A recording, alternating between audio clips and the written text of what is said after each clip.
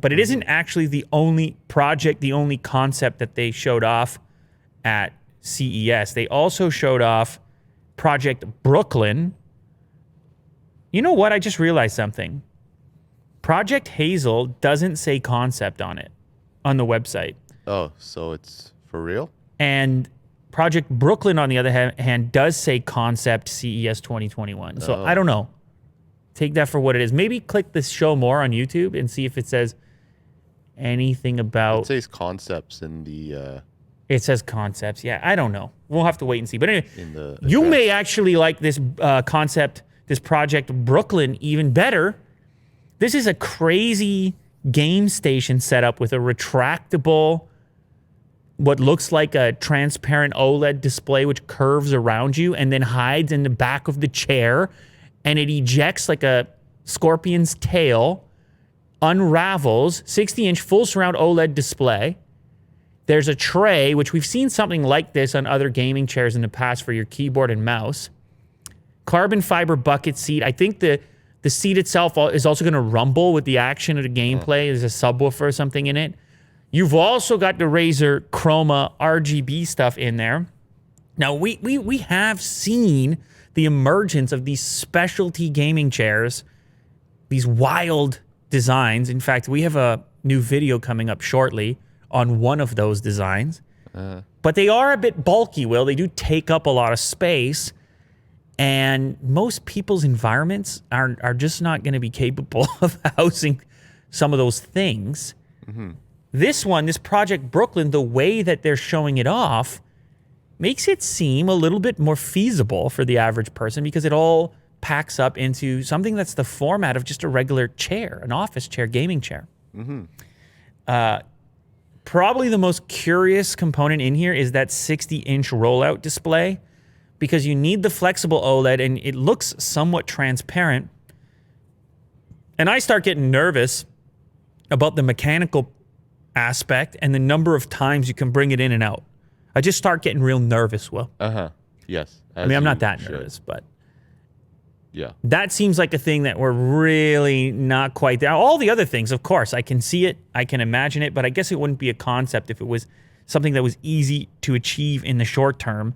I like the way of thinking, though, of how can we take something that truly just doesn't fit into the average home, like a gaming setup, and have it all pack itself away neatly instead of having this giant monitor, kind of like the one you're using right there, in front of you at all times, even when it's turned off.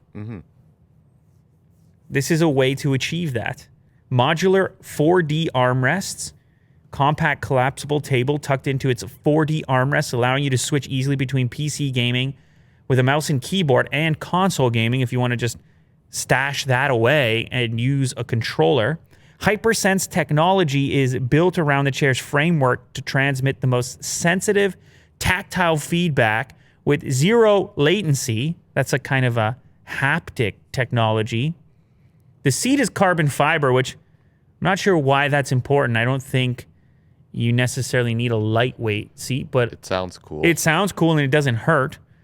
The chroma is all over the thing from the base to the chair itself. And I like this idea. I've said this in the past, Will. I like the idea of sharing concepts to get people excited about your brand in the same way that car manufacturers get involved in concept cars to get people interested in the future and optimistic about what's possible. It would be fun to work on these projects if you worked at these companies, if they said, you know what, carte blanche. You know what that means? No. I've heard of that term. Go ahead, take a shot at it. No, take a shot, Will. Don't look it up. Take a shot. Complete freedom to act as one wishes or thinks best. Yeah. It's like a blank check. Exactly what I was thinking. Blank check. Right. Blank check. If you give your design team the opportunity to think like this, it keeps things fresh inside the place. You think that there's unlimited potential and possibilities and it's worthwhile and your creativity can flourish. It's fun for everyone. It's fun for the companies. Some people might get upset. They'd be like, but these things never come to life. Sometimes they do. You know, I made a video on my new car, the Taycan, which is a lot like the concept. It's not exactly like the concept, but it's a lot like the concept. And there's other examples when things like that take place and people had a low expectation for whether or not it could actually be delivered. And then it does. And it's a very exciting experience to see anything close to a concept come to life. Like, imagine they actually made those wheels.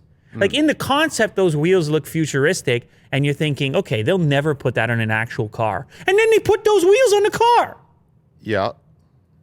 So anyway, I think Razer should keep doing what they're doing, keep doing these concepts. I find it enjoyable, and I'm not upset if they don't necessarily get around to making it if there's no business model to support it.